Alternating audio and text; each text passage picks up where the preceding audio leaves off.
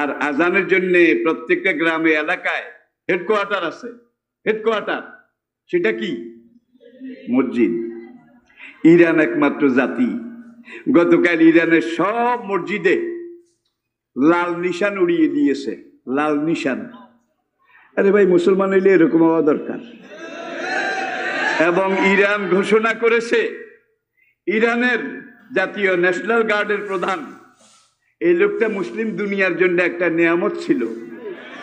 এই লোকটা এমন ভাবে গত 10 বছর মধ্যপ্রাচ্যে এমন ভাবে হ্যান্ডেলিং করেছে, কন্ট্রোলিং করেছে, যুদ্ধনীতি করেছে, তা না হলে লেবানন, ফিলিস্তিন এগুলো অনেক আগে শেষ হয়ে যেত, অনেক আগে শেষ হয়ে যেত। কিন্তু লোকটা এত রণকৌশলী ছিল।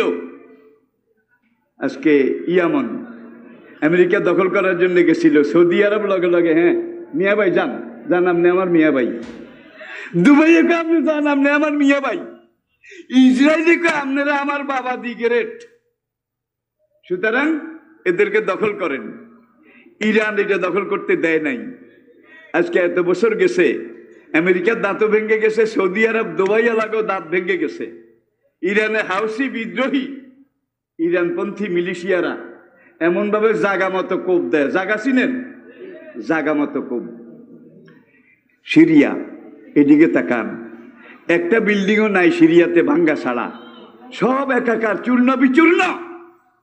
কিন্তু সিরিয়াতেও আজকে আমেরিকার সাকরাতুল মউত চলছে, জান কবজ হওয়ার অল্প বাকি আছে। একমাত্র কারণ ইরান, একমাত্র কারণ ইরান, যার জন্য সর্বশেষ তারা সিদ্ধান্ত নিয়েছে যে ইরানের এই সেনাপতি যতদিন জীবিত থাকবে ততদিন মধ্যপ্রাচ্যে আমরা সৌদি আরবও দখল করতে পারবো না, ইয়ামনও পারবো না, ইরাকও পারবো না। সুতরাং এই লোকটাকে আগে মারা দরকার। লোকটা শহীদ হয়ে গেছে, লাশও খুঁজে পাওয়া যায় নাই।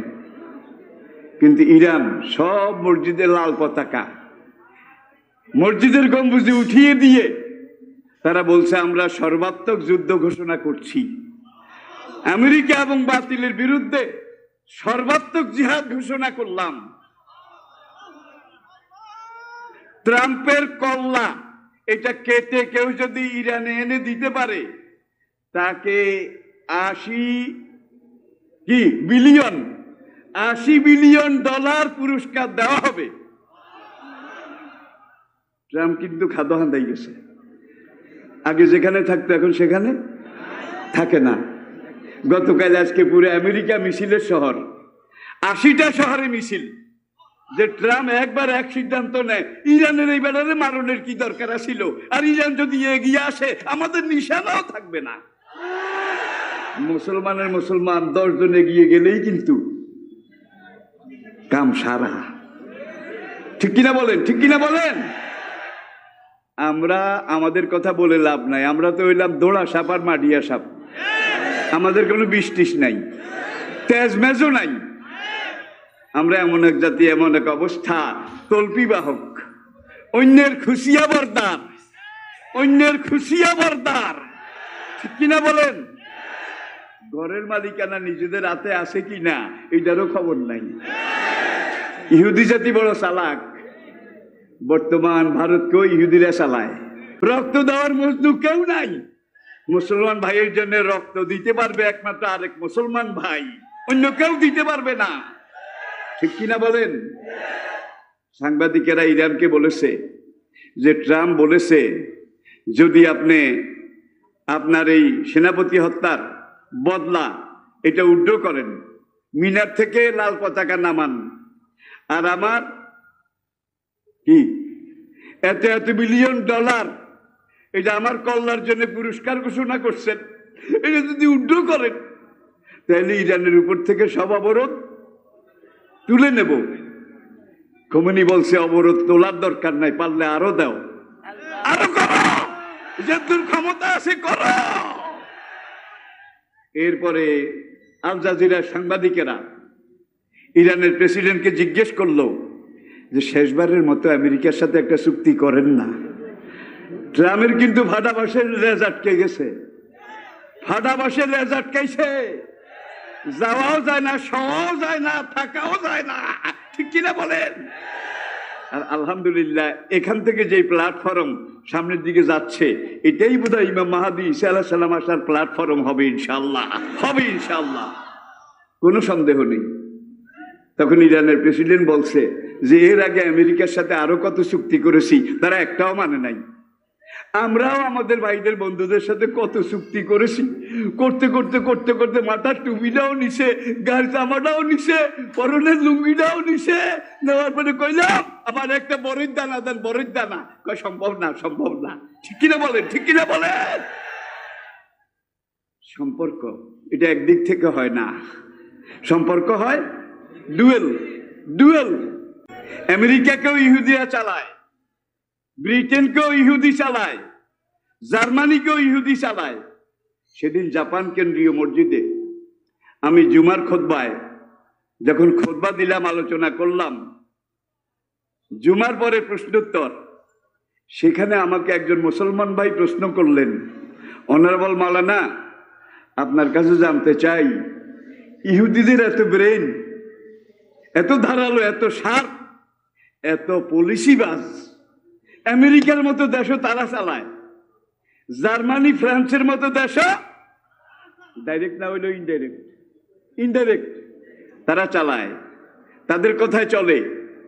ইহুদিদের মাথায় এই মগজ, এই ঘিলু, এটা কোথার থেকে আসলো? আমি বললাম, মাই ডিয়ার জেন্টেলম্যান, একটা সত্য কথা আমাকে না বললেই নয়।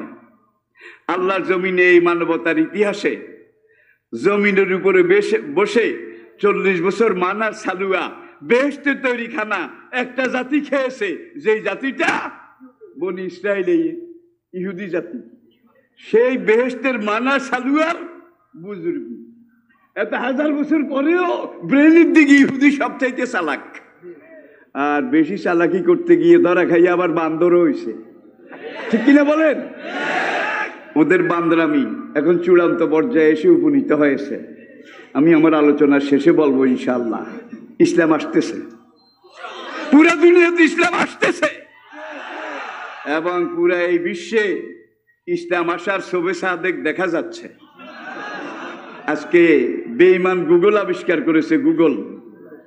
আর এই গুগল সার্চ করে আপনি দেখেন, বুখারী মুসলিমের হাদিসে আল্লাহ রাসূল ইরশাদ করেছেন যে ইহুদিদের, ইসরায়েলের লুদ শহরের গেইটে ইমাম মাহদী আর ঈসা আলাইহিস সালাম দাজ্জালকে হত্যা করবেন।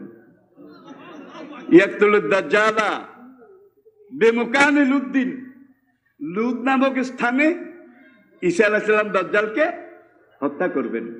মুসলিমের হাদিসে বলা হয়েছে যে ঈসা আলাইহিস সালাম দাজ্জালকে বিমাকানে লুদ্দিন, বেবাবে লুদ্দিন, লুদ শহরের গেইটে ঈসা আলাইহিস সালাম দাজ্জালকে হত্যা করবেন। লুদ শহর দুনিয়ার মানচিত্রে ছিল না, ইসরায়েলেও ছিল না।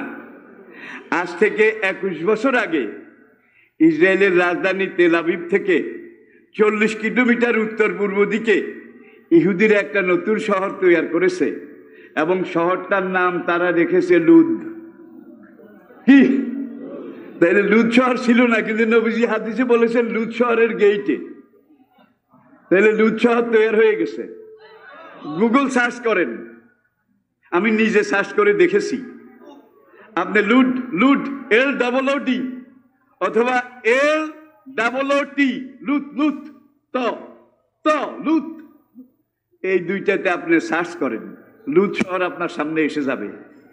আমি দেখেছি সেখানে শ্বেত পাথরের বিশাল গেট তারা তৈরি করেছে, এবং গেটে লাল অক্ষরে লেখা আছে, the king of piece will emerge here, আমাদের মুক্তিদাতা, মহান নেতা এখানে আগমন করবেন। এখানে না আসলে ঈসা আলাইহিস সালাম তারা হত্যা করবে কোনখানে? 1000 বছর আগে নবী বলছেন লুদ শহরের গেইটে। আলহামদুলিল্লাহ লুদ শহরও তৈরি হয়েছে, গেইটও তৈরি হয়েছে। তাইলে জল্লাদের, দাজ্জালের যেখানে তার কারবালা হবে, সেই জায়গা মুসলমানরা বানায় নাই, ইহুদিরাই অ্যাডভান্স বানায় রেখেছে। নবী যা বলেছেন দাজ্জাল সম্পর্কে, মাহাদী সম্পর্কে 26 জন সাহাবীর বরাতে রাওয়ায়েতে আল্লাহ রাসূল 70টা লক্ষণ উল্লেখ করেছেন। 70টার মধ্যে 65টা হয়ে গেছে, 5টা মাত্র বাকি আছে। এটা আমার আলোচনার বিষয় নয়। এই দিকে গেলে আবার অন্য কথা বলা হবে না। আচ্ছা, আসমানের দিকে আমরা একবার তাকাইলাম। এই আসমান মহাশূন্য, এটা সৃষ্টিতে আল্লাহর বিশাল কুদরতের কেরিশমা। প্রত্যেকটা তারা, গ্রহ, নক্ষত্র, ওয়াইজান নুজুমুন কাদারাত, অনেক নক্ষত্র বাজির মতো ফুটার পরে গ্যাসগুলো বের হয়ে যায়, সেটা মারা পড়ে কালো পাথরের মতো এইটা জমিনের দিকে আসে। আসার পরে এটা দুনিয়ার স্থলভাগে কোথাও পড়ে না। আমেরিকার কানাডা উপকূলে আটলান্টিক আর প্রশান্ত মহাসাগর যেখানে মিলিত হয়েছে, সব এই মরা তারা, আলো চলে যায়, ফুট করে বাস্ট হয়ে যায়। এগুলো সেখানে সাগরে পড়ে, যাতে করে স্থলভাগের মানুষের কোনো ক্ষতি না হয়। কোন বেড়ায় নিয়ে ওখানে ফেলে। আল্লাহু আকবার। ইন্নাল্লাহা আলা কুল্লি শাইইন ফাআলুল লিমা। এবার জমিনের দিকে তাকান। ওয়াইলাল আরদে কাইফা সুতিহাত। তোমরা একটু জমিনের দিকে তাকাও, কিভাবে আমি এই জমিনকে বিছিয়েছি। জমিনের নিচে সাগর, সাগরের নিচে জ্বলন্ত অগ্নিকুণ্ড।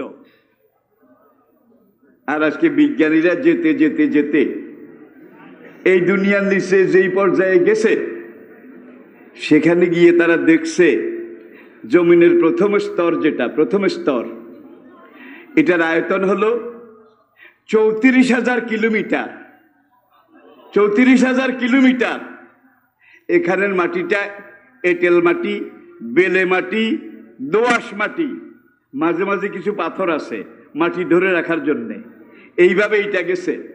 এইটার পরে 2 নম্বর স্তর যেটা, সেইটার গভীরতা, ডেপথ, সেটা হলো আবার 33,000 কিলোমিটার। সেখানে ঢালাই লোহা এবং পাথর সেটা দিয়ে তৈরি। দ্বিতীয় 33 কিলোমিটার পার হয়ে আরো নিচে শেষ পর্যায়ে গিয়ে বিজ্ঞানীরা যেটা খুঁজে পেয়েছে, সেটা হলো গ্রানাইট পাথর আর ইস্পাত ঢালাই করা জমিনের শেষ স্তর। সেখানে গিয়ে তারা আবার ড্রিল মেশিন চালিয়েছে, ছিদ্র করবে, গর্ত করবে, নিচে কি আছে। কিন্তু কোনো মেশিন সেখানে কাজ করে না, কোনো ড্রিল মেশিন সেখানে চলে না। এমন ইস্পাত লোহা দিয়ে ঢালাই করেছে। কে ঢালাই করছে? কোন ইঞ্জিনিয়ার, কোন কারিগর? যিনি আলা করলে, যিনি ফাআলুল লিমা, যিনি আন্নাল কুওয়াতা লিল্লাহি জামিয়া। তবে 1970-এ তারা শুরু করেছে। আর এই জায়গাটা হলো বর্তমান রাশিয়া এবং সাইবেরিয়া, এই 2 জায়গার মাঝখানে, যেখানে তারা 1970-এ শুরু করেছে। 1994 পর্যন্ত 24 বছর শুধু নিচের দিকে গর্ত করেছে আর গিয়েছে, গিয়ে টিয়ে সর্বশেষ যে স্তরটা পেয়েছে, এখানে গিয়ে দেখে যে সেখানের উত্তাপ, সেখানের টেম্পারেচার 6,000 থেকে 7,000 ডিগ্রি সেলসিয়াস। 6,000 থেকে 7,000 ডিগ্রি সেলসিয়াস। কিন্তু সেখানে যে গ্রানাইট পাথর আর ইস্পাত ঢালাই করে জমিনের 33 কিলোমিটার দবজ, বুঝেন তো দবজ? এবার কি আমি বুঝাতে পেরেছি? পুরু সেখানে এই 33 কিলোমিটার পুরু যেটা, এটাকে আর ভাঙ্গাও যায় না, কিছু করা যায় না। তারা চেষ্টা করতেছিল, এক পর্যায়ে তারা শুনলো এই স্তরের নিচ থেকে লক্ষ কোটি মানুষের চিৎকার, কান্না, আহাজারি, রোনাজারি শুরু হয়। আবার সেখান থেকে গম গম গম গম আগুনের শব্দ হয়। তারা কয়েকদিন বিরতি দেওয়ার পরে আবার নামলো সেখানে। নেমে আবার যখন নিচের দিকে ছিদ্র করার চেষ্টা করলো, তখন তারা আবার শুনলো লক্ষ লক্ষ মানুষ মানুষের চিৎকার, কান্না, আর্তনাদ, জ্বলে গেলাম, পুড়ে গেলাম, পানি দাও, পানি দাও, শেষ হয়ে গেলাম, শেষ হয়ে গেলাম। কাল্লা ওয়াইন্না কিতাবাল ফুজ্জারে লাফি সিজ্জিন। আর আল্লাহ রাসূল সিজ্জিন বলেছেন সাপ্তাবক জমিনের নিচে। কি গম গম গম গম জ্বলন্ত আগুনের শব্দ, আর লক্ষ লক্ষ মানুষ বাঁচাও বাঁচাও, জ্বলে গেলাম, পুড়ে গেলাম। তারা সেখানে থেকেই বলেছে মুসলমানের কোরআনে একটা কথা আছে, কাল্লা ওয়াইন্না কিতাবাল ফুজ্জারে লাফি সিজ্জিন। আল্লাহু আকবার। বেনামাজি, বেরোজগারি, ফাসেক, ফুজ্জার, মদখোর, গাঁজাখোর, জুয়াখোর, ইয়াবাখোর, তারা মারা গেলে তাদের রূপ সিজ্জিনে যাবে। ওমা আদরাকা মা সিজ্জিন, কিতাবুম মারকুম। সেটা আল্লাহর একটা নির্ধারিত জাহান্নামের টুকরা। তখন এই নাস্তিক বিজ্ঞানী, আমেরিকান, ফ্রান্স, রাশিয়া, 3 দেশের 24 জন বিজ্ঞানী 1970 থেকে 94, কত বছর? 24 বছর খুঁড়ে গিয়ে সেখানে যখন এই চিৎকার, আগুনের গম গম শুনেছে, তখন তারা বলছে এইটা ওই কোরআনে যে নরক সিজ্জিনের কথা বলেছে, নিশ্চয়ই এটার নিচে সেই সিজ্জিন আছে। আল্লাহু আকবার, আল্লাহু আকবার। কোরআন যেখানে যত কথা বলেছে, আজকে বিজ্ঞান যত গবেষণা করছে, যত রিসার্চ করছে, বিজ্ঞানের রিসার্চ যেখানে পূর্ণতায় পৌঁছেছে, আল্লাহর কসম কোরআনে এসে মিলে যাচ্ছে। বিজ্ঞানের গবেষণা যেই লাইনে, যেই চ্যানেলে পরিপূর্ণ হয়েছে, সেটাই কোরআনে এসে মিলে যাচ্ছে। আর আল্লাহ পাক ১৫০০ বছর আগে বলেছেন ইয়াসিন ওয়াল কুরআনিল হাকিম। বিজ্ঞানময় কোরআনের কসম করে আমি আল্লাহ বলছি, কোরআন কোনো বিজ্ঞান গ্রন্থ নয়, বিজ্ঞানের থিওরিও নয়, বিজ্ঞানের ফিলোসফিও নয়। ১৫০০ বছর আগে আল্লাহ নবী আরশে মুআল্লা থেকে, লহে মাহফুজ থেকে জিবরাইলের মারফতে যেই কোরআন পেয়েছেন, সেই কোরআনে যত কথা বলা হয়েছে, প্রত্যেকটা কথা আজকে বিজ্ঞান পূর্ণতায় এসেছে, কোরআনে এসে মিলে যাচ্ছে, কোরআনে এসে মিলে যাচ্ছে। আর বিজ্ঞানের যেই কথা এখনো কোরআনে মিলে না, তাহলে বুঝতে হবে বিজ্ঞানের এই লাইন এখনো ম্যাচিউরড হয় নাই, বালেগ হয় নাই। যদি বালেগ হয়, কোরআনে মিলে যেতে হবে। ঠিক কিনা বলেন, ঠিক কিনা বলেন? এই লাইনে আর আমি, জমিনের আরো বহুত কথা রয়ে গেছে ভাই, এই দিকেরও বহুত কথা রয়ে গেছে। একদিনে তো সব কথা বলা যায় না। তো উপরের দিক আর নিচের দিক, যেটুক বর্তমান বিজ্ঞানের গবেষণা, ধ্যান ধারণা যে দূর গিয়েছে, যাওয়ার পরে দেখা যাচ্ছে ওজোন স্তর, গ্রিন হাউস এফেক্ট, বিজ্ঞান আগে যেই নামেই যেটা বলুক, আল্লাহ বলছেন মহাশূন্যে তোমাদের মাথার উপরে আমি এমনভাবে ছাদ বানাই দিয়েছি যে ছাদের কারণে সূর্যের বিস্ফোরণ, সূর্যের হাইড্রোজেন তোমাদেরকে অ্যাটাক করতে পারে না এবং পারবে না। তাহলে অযৌক্তিক কোনো কথা আছে? অবৈজ্ঞানিক কোনো কথা আছে? এবারে আসুন, বোধহয় অসুবিধা হচ্ছে, আমার পরে ওয়াজ করবেন কিন্তু রফিকুল্লাহ আফসারী সাহেব, ফজিলতুল শায়েখ, ফজিলতুল উস্তাদ আল্লাহ হযরত আল্লামা মাওলানা মুহাদ্দিস মুহাক্কিক বারিক বিন আলেমে দিন, যার কথা আপনারা শুনেন। ভাই আমি বুড়া মানুষ, আসলে শুরুতে বলছিলাম আমি করি না, আমারে করায়, আমি কই না, আমারে কোয়ায়। ঠিক কিনা বলেন? জানি না ভিসার মেয়াদ আর কতক্ষণ আছে। কোরআনকে শুধু পড়লে চলবে না, আফালা ইয়াতাদাব্বারুনাল কুরআনা, একদিকে পড়তে হবে, বুঝতে হবে, গবেষণা করতে হবে, রিসার্চ করতে হবে, তাহলে এই কোরআনে আপনি মজা পাবেন। ঠিক কিনা বলেন? তবে এমন একটা, এটা প্রেসক্রিপশন, কিয়ামত পর্যন্ত কোরআন মানুষের প্রেসক্রিপশন। ভাই বড় ডাক্তারের প্রেসক্রিপশন হাতে আসলে রুগীর চাইরে না অসুখ এমনি ভালো হয়ে যায়। কি প্রেসক্রিপশন যদি পড়ে, তাহলে বাকি চাইরে না অসুখ ভালো হয়। ওষুধ খাইলে 16 আনা। ঠিক কিনা বলেন? আর এই কোরআন আল্লাহ পাক এমন একটা প্রেসক্রিপশন মানুষের জন্য তৈরি করে দিয়েছেন অনন্তকালের জন্যে, যে এই কোরআন এইটা পড়তে হবে, বুঝতে হবে, জানতে হবে বর্তমান পৃথিবীতে মুসলমান 250 কোটি, 250 কোটি। আর আপনারা যারা 5 ওয়াক্ত নামাজ ঠিক মতো পড়েন, ওয়াক্ত মতো পড়েন, আপনারা কোরআনের প্রথম সূরাটা দৈনিক কয়বার পড়েন? কয়েক ডজন বার। ফরজে, ওয়াজিবে, সুন্নতে, নফলে, ইশরাকে, তাহাজ্জুদে, চাশতে, আবু আবিনে, লা সালাতা ইল্লা বিফাতিহাতিল কিতাব। প্রথম সূরা ফাতিহা না পড়লে নামাজ একদিনে কয়েক ডজন বার। 1 মাসে, 1 বছরে, 10 বছরে, 20 বছরে, 40 বছরে। যেই মুরব্বীর বয়স এখন 80 বছর, সে যে এইটা কত লক্ষ লক্ষ বার পড়েছে, এটার কোনো হিসাব ক্যালকুলেটরে করা যাবে না। ঠিক কিনা বলেন? আলহামদুলিল্লাহ রাব্বিল আলামিন থেকে ওয়ালাদ-দাল্লিন পর্যন্ত সাবাম মিনাল মাসানি, আল্লাহ বলছেন 7টা রক্ষা কবচ। 7টাতে 7 রকমের বৈশিষ্ট্য আল্লাহ রেখে দিয়েছেন। সূরা ফাতিহা ঠিকঠাক মতো যদি পড়েন, কোনো রোগ ব্যাধি আপনাকে স্পর্শ করতে পারবে না, কোনো জাদু টোনা আপনার উপরে এফেক্ট করতে পারবে না, কোনো দুশমন আপনাকে অ্যাটাক করতে পারবে না। সূরা ফাতিহা উম্মুল কোরআন, সাবাম মিনাল মাসানি। ঠিক কিনা বলেন? তাহলে কত লক্ষ কত কোটি বার সূরা ফাতিহা পড়তেছেন, এখন 80 বছর বয়স এখনো পড়ে।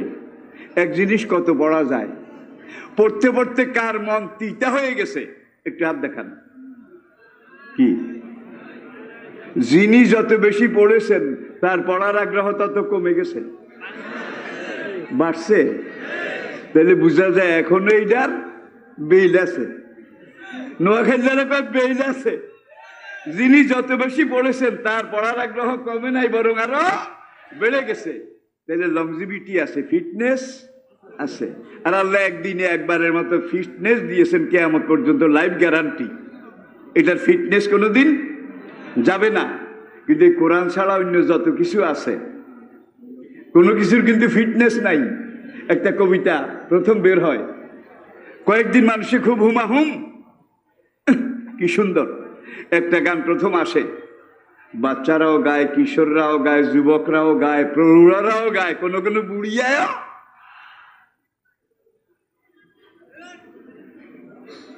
কয়েক বছর যাওয়ার পরে এটার আর কেউ গায় না। কাদুত্তরি নতুন কি আছে ক?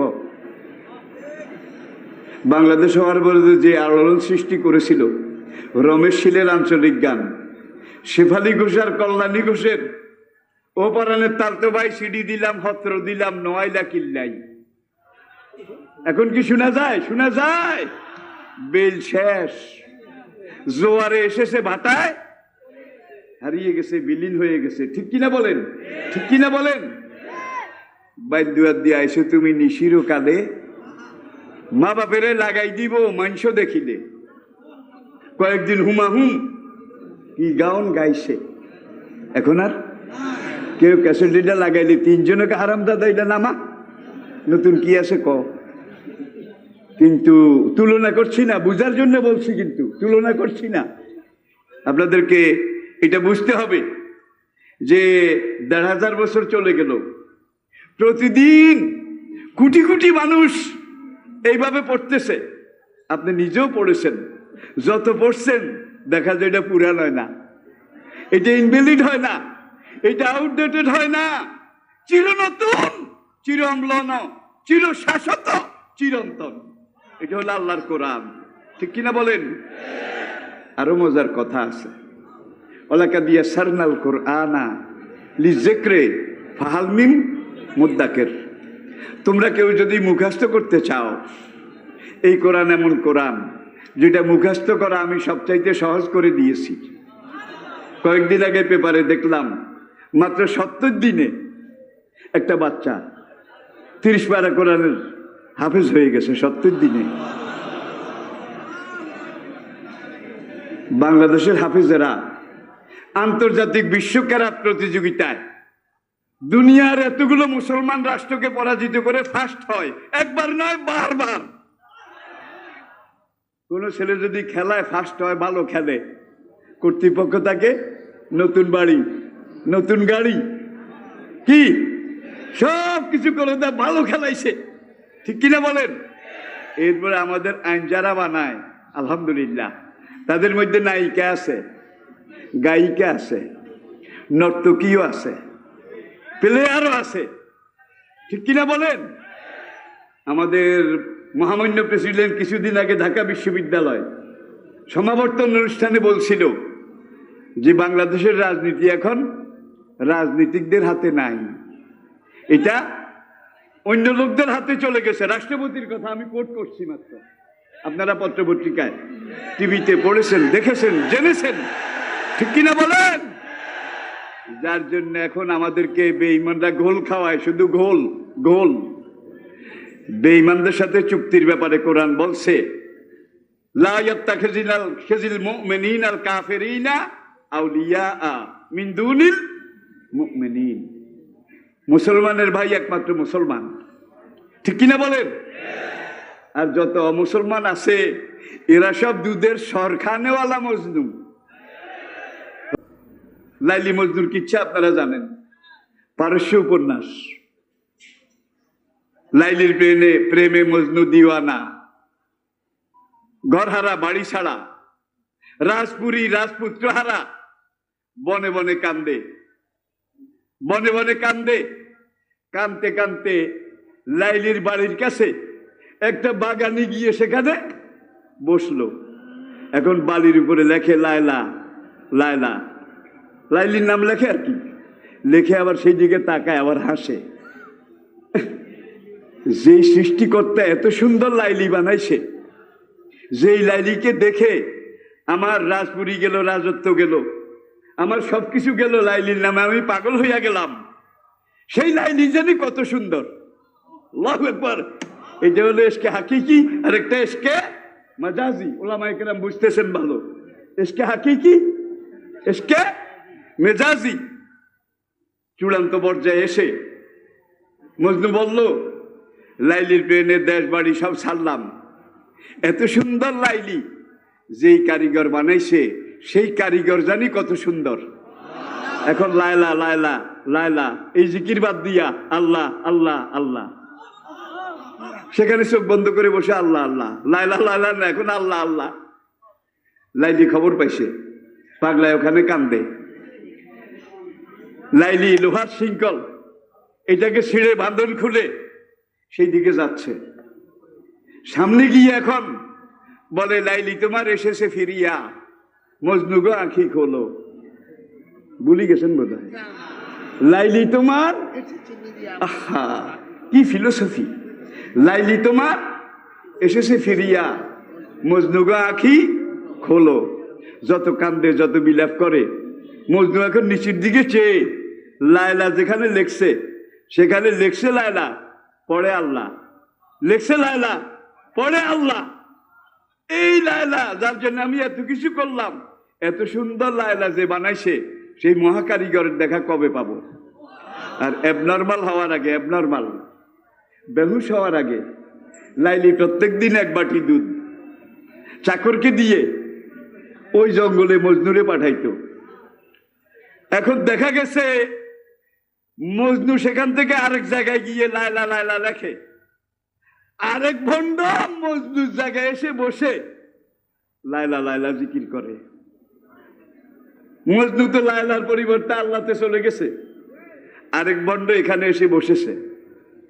এখন লাইলি প্রত্যেক দিন দুধ পাঠায় আর নকল মজনু খায়, এইভাবে দীর্ঘদিন। এখন লাইলি একদিন ভাবলো, দুধ পাঠাই খায়, দুধ পাঠাই খায়, আসলে আমারে ভালোবাসে কিনা এটা তো একবার একটু যাচাই করা দরকার।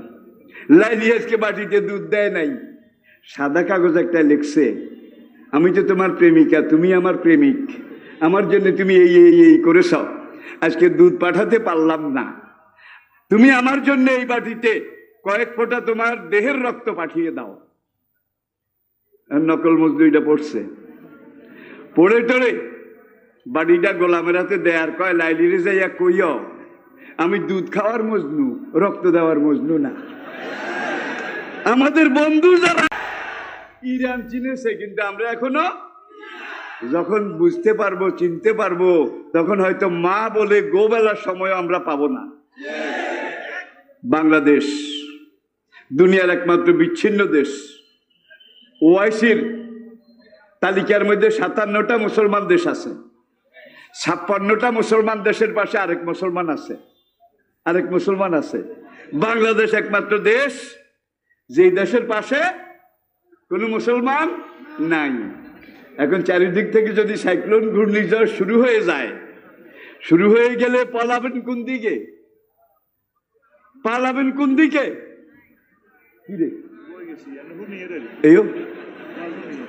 বর্তমানে আলহামদুলিল্লাহ আমাদের কোন কোন ইসলামের সিংহ আজকে খাঁচায় বন্দী।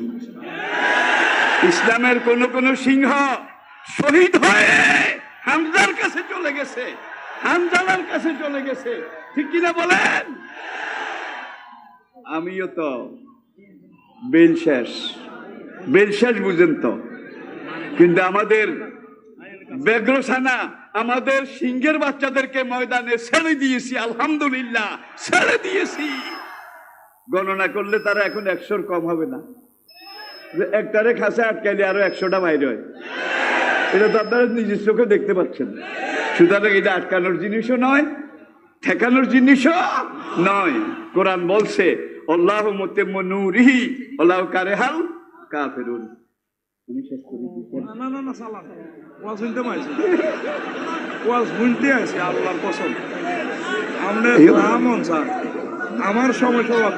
আলহামদুলিল্লাহ এই এগুন বেগুন আর হলা বেগুনে আর আব্বা কয় একবারে মিজানুর রহমান আজহারি তো সেদিন আমাকে ধরে যেই কান্না এতগুন দিছে, কাব্বা আপনি কিছু খাইয়েন, আজকে গিয়ে আবার আর যাবো এতগুন বড়ি দিছে। দেখছেন নি এই বেগুনে এই অবস্থা করে আর আব্বা কয়। হয়তো এটা আমার হাসুরের দিন না যাতে রুসিলা হয়ে যাবে। আমরা চলে যাচ্ছি, ওদেরকে এই উত্তপ্ত ময়দানে আপনাদের সামনে রেখে যাচ্ছি। ওরা জাতির কাছে, আপনাদের কাছে আল্লাহর আমানত। এই আমানত আপনারা দেখভাল করে রাখবেন ইনশাআল্লাহ। রাজি আছেন?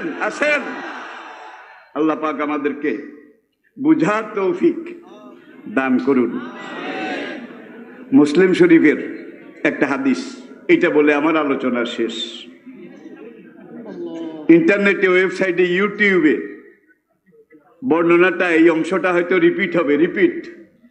আমি আলোচনায় সাধারণত রিপিট করি না, কিন্তু কোনো কোনো জায়গায় এমন কিছু আলোচনা আসে যেগুলো না করলে সময়ের দাবি পূরণ হয় না। তামিমে দারি একজন খ্রিস্টান ছিল। হুজুর বলেন সে আমার কাছে এসে ইসলাম গ্রহণ করে মুসলমান হয়ে গেছে। তামিমে দারি আমাকে বলেছে। কে কয়? নবী।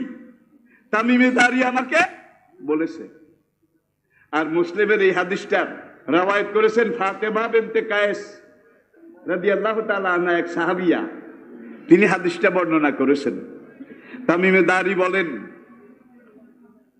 যে আরবের লুখাম গোত্র এবং জোগাম গোত্র, এই দুই গোত্রের 30 জন লোক সঙ্গে নিয়ে একবার আমরা সাগর ভ্রমণে বের হলাম। সাগরের পানিতে আমাদের নৌকা, বড় একটা নৌকা ভাসিয়ে দিলাম।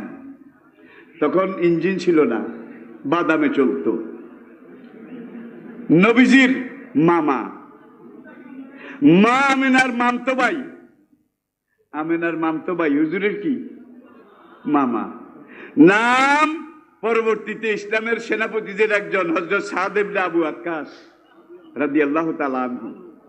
মক্কার নির্যাতন, মায়ের খেয়ে আতিষ্ঠ হয়ে আবিসিনিয়া যারা গেছে তাদের একজন। এই হুজুরের মামা সাদ ইবনে আবু ওয়াক্কাস, তিনি সেখান থেকে একটা জাহাজ নিয়ে সাগর পথে রওনা করলেন ইসলামের দাওয়া কাজে, দাঈ আল্লাহ হিসাবে। সেখান থেকে রওনা করে প্রথম ভারতের মালাবার দ্বীপপুঞ্জ সেখানে আসলেন। সেখানে কয়েকদিন দাওয়াতি কাজ করে দক্ষিণ ভারতের কেরালা সেখানে গেলেন।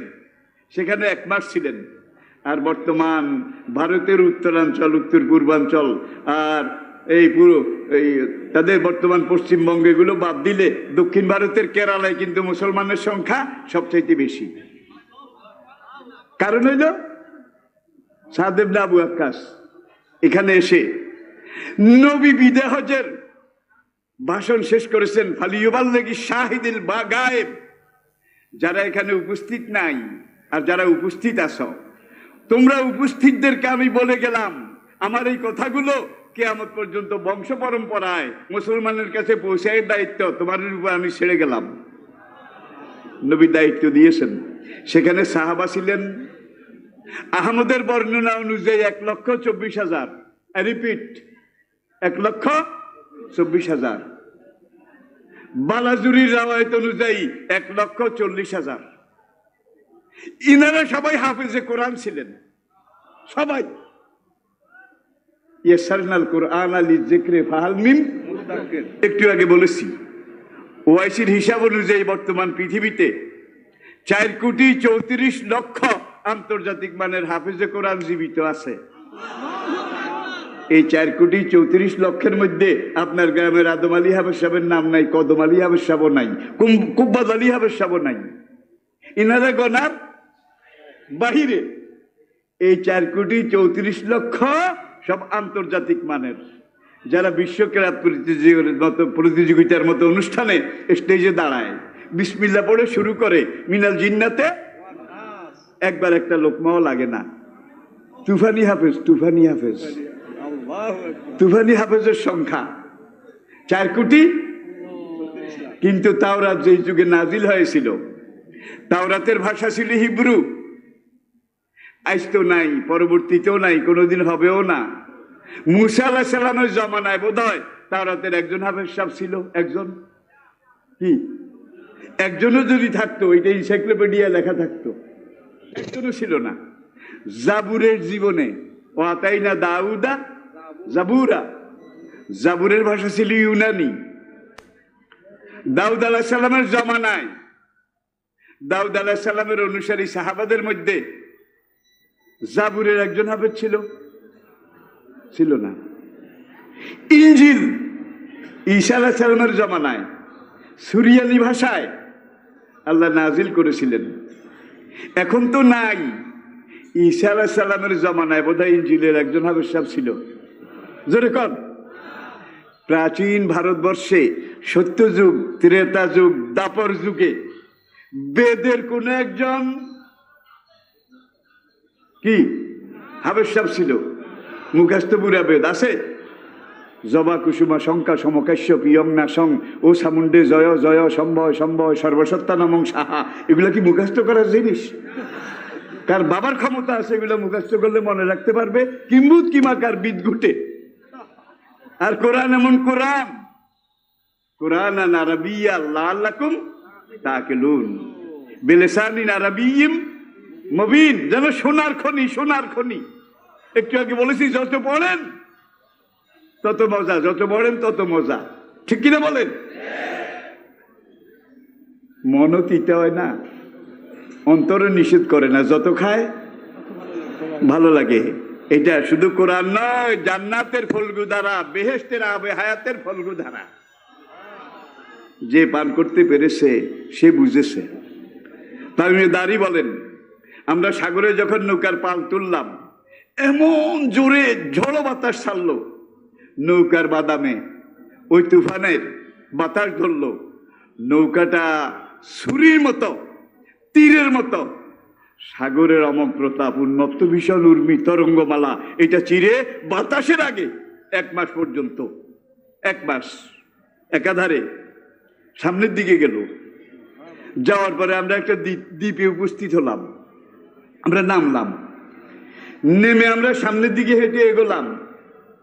সামনে গিয়ে দেখি একটা জন্তু, তার চেহারাটা মানুষের মতো, সারা গায়ে বড় বড় পশম, লোমে ঢাকা, তার পায়ের নখগুলো বাঘ এবং সিংহের মতো, মুখটা শুধু মানুষের মতো। তামিমদারি বলেন, আমরা প্রথমে একটু ভয় পেয়ে গেলাম। সাহসে ভর করে বললাম, মান আনতা, হু আর ইউ? কি তোমার পরিচয়? What is your identification? কি তোমার পরিচয়? আল্লাহ জন্তুর মুখ খুলে দিল। সে বলল, আনা জাসাসাতুন, আমার নাম জাসাসা। দাঁড়ি বলেন, আমরা জিজ্ঞেস করলাম যে আমরা দাজ্জালকে খুঁজতে এসেছি, how can you help me please? জাসাসা, এই মুহূর্তে তুমি আমাদেরকে কি সহযোগিতা করতে পারো? জাসাসা বলল, তোমরা সামনের দিকে যাও, ওই যে একটা পুরানো গির্জা দেখা যায়, সেখানে যাও। তাই দাঁড়ি বললেন, সঙ্গীদেরকে নিয়ে আমি সেই গির্জায় গেলাম। ঢুকে দেখলাম একজন মানুষ, বিরাট দেহ, বিশাল বপু, অনেক লম্বা, তার ডাইন চোখটা কানা। অনেক হাদিসে আছে কিন্তু দাজ্জালের ডাইন চোখ কানা হবে, অনেক হাদিসে, ঠিক কিনা? এবং তার দাড়ি বললেন, আমরা দেখলাম তার কপালে লেখা কাফারা, 3টা অক্ষর, কাফ ফা রা। এইটাও কিন্তু নবী বহুত হাদিসে বলেছেন। তাই দাড়ি বলেন, যখন এই কাফের আর ডান চোখ কানা এটা দেখলাম, আমরা জিজ্ঞেস করলাম, হু আর ইউ? কে তুমি? তোমার পরিচয় কি? লোকটা শিকলে এইভাবে বাঁধা, দোনো হাত লোহার মোটা শিকলে, দোনো পাও এইভাবে বুকের সাথে বাঁধা। তখন সেই লোকটা বলল, তোমরা কোথা থেকে এসেছো আগে বলো। তাই দাঁড়ি বললেন যে আমরা বললাম, আমরা আরবের লোক, তোমাকে খুঁজতে এসেছি। দাজ্জাল তখন বলে, তোমরা যখন আমাকে পেয়েই গেছ, তখন তোমরা একটু মক্কার খবর বলো, আরবের খবর বলো। তোমাদের সেখানে যে নতুন একজন নবী নতুন ধর্মের দাওয়াত দিচ্ছে, বুঝতে পেরেছেন তো? নতুন একজন নবী নতুন ধর্মের দাওয়াত দিচ্ছে, তার দাওয়াতি কাজের খবর কি? তামিমে দাঁড়ি বলেন যে আমি বললাম, মক্কার লোকেরা অধিকাংশ তার বিরোধিতা করেছে, কেউ কেউ তাকে সমর্থন করে তার নতুন ধর্ম গ্রহণ করেছে। এরপরে তামিমে দাঁড়ি বলে যে দিন যত যাচ্ছে, মুহাম্মদের অনুসারীর সংখ্যা তত বাড়ছে। দাজ্জাল জিজ্ঞাসা করে, মুহাম্মদের সাথে আরবদের কোনো যুদ্ধ হয়েছে কিনা? তখন তামিমে দাঁড়ি বলে, আমি বল, হ্যাঁ, কতগুলো যুদ্ধ হয়েছে। ফলাফল কি? অধিকাংশ যুদ্ধে মুহাম্মদ জিতেছে, যদিও মানুষ অল্প কয়েকজন, আমরা অসংখ্য, কিন্তু আমরা সব যুদ্ধে জিততে পারিনি। এখন মুহাম্মদের অবস্থা কি? তামিমে দাঁড়ি বলেন যে মুহাম্মদ মক্কা থেকে 500 কিলোমিটার উত্তর দিকে মদিনা চলে গেছে। দেখছেন কারবার? এইবার দাজ্জাল বলে, বর্তমানে আরবের লোকদের মুহাম্মদের দিন মেনে নেওয়াটাই কল্যাণ হবে। দাজ্জাল হইল হারামজাদাই, কিন্তু কথা একখান কইছে, বর্তমান অবস্থাতে মুহাম্মদের দিন মেনে নেওয়া এটাই আরবদের জন্য কল্যাণ হবে। এরপরে দাজ্জাল বলে, আনা মাসিহ, আমার নাম মাসিহুদ দাজ্জাল, আমাকে এখানে শিকলে বেঁধে রাখা হয়েছে, অনতি বিলম্বে আমার শিকল খুলে দেওয়া হবে, আমাকে পৃথিবীতে যাওয়ার অনুমতি দেওয়া হবে। আমি এই দুনিয়াতে 40 দিন থাকব।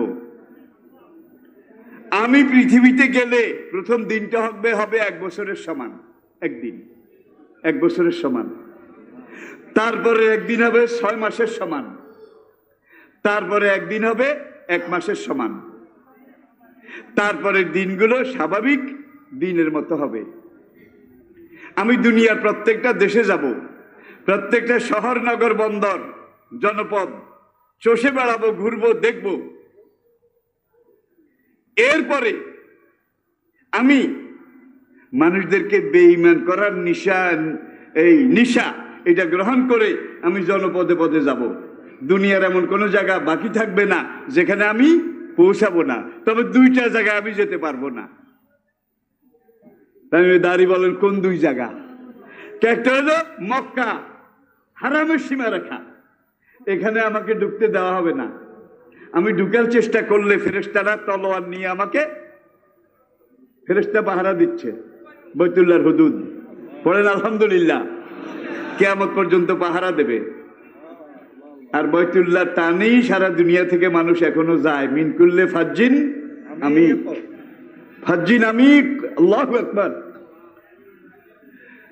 সে ওয়াদি ইব্রাহিম, ওয়াদি ফাতেমা অতিক্রম করে যখন যারা গেছেন মক্কা গেট, শ্বেতপথ দিয়ে এইভাবে রেয়াল কোরআন শরীফ গেট, এখানে লেখা আছে মামনু লিগাইরিল মুসলিমিন, ফরবিডেন ফর নন মুসলিমস, অমুসলিমদের প্রবেশ নিষেধ। দাজ্জাল বলে আমি যখন সেখানে যাব, একদল ফেরেশতা নাঙ্গা তলোয়ার নিয়ে আমাকে ধাওয়া করবে, আমি প্রাণের ভয়ে সেখান থেকে পালিয়ে উত্তর দিকে যাব। যেতে যেতে যেতে আমি মদিনা শহরে ঢুকবো। উহুদ পাহাড়ের দক্ষিণ দিকে একটা ঢালু জায়গা আছে, সেই ঢালু জায়গায় আমি গিয়ে মদিনায় কোনখান দিয়ে ঢুকবো, যখন রাস্তা খোঁজা শুরু করব, একদল ফেরেশতা আমাকে তলোয়ার নিয়ে ধাওয়া করবে। ধাওয়া করার পর আমি দক্ষিণ দিকে দৌড় দেব।